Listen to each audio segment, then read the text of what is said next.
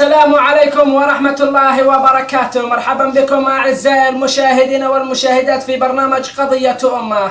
موضوع حلقتنا لهذا اليوم عن الجمهورية اليمنية.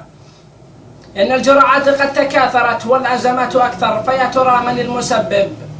الحكومة السابقة بقيادة الزعيم عفاش تتهم الحكومة الجديدة بعدم السيطرة على الوضع والأمن والاستقرار، بينما الحكومة الجديدة تتهم الحكومة السابقة بأنها من تدعم المخربين.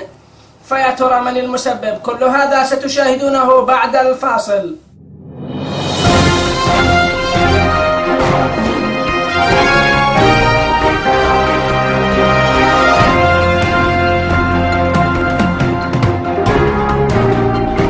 مرحبا بكم أعزائي المشاهدين والمشاهدات مجددا في برنامج قضية أمة. لدينا على الهواء مباشرة بعضا من قادة الأحزاب السياسية في اليمن، منهم ممثل المؤتمر محمد صالح البحتطي، وأيضا ممثل الإصلاح أحمد قايد، وممثل الحوثيين محسن أبو شرمة.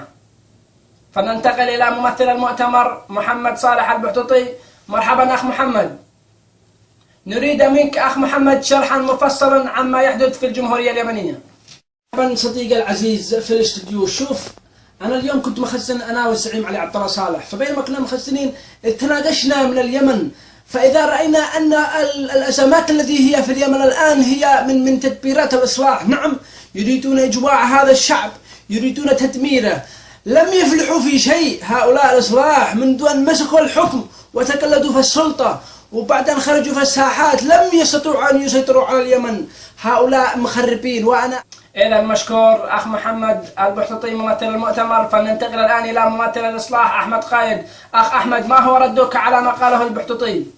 السلام ورحمة الله وبركاته. انظر صديقي العزيز، الاتهامات من البحتطي على حزب الإصلاح.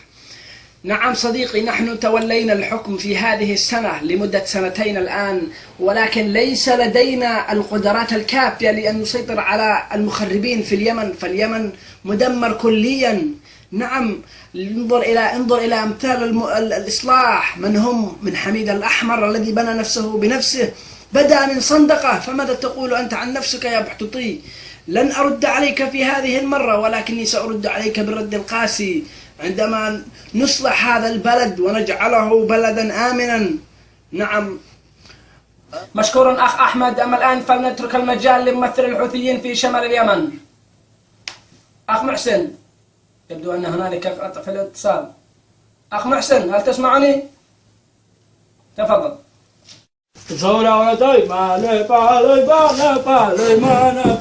يا مرحبا، أهلا وسهلا. أهدي سلامي تحياتي للأخ عبد الملك الحوثي سيدي حسين، الله يفتح عليه. نعم، الموت لأمريكا، الموت لإسرائيل، اللعنة عليها نصر الإسلام، ما يشبه. أيوه، إيش بيسووا؟ يا أولاد، أنا الكندا، جدد الكندا أولادنا، ما الله يفتح عليك.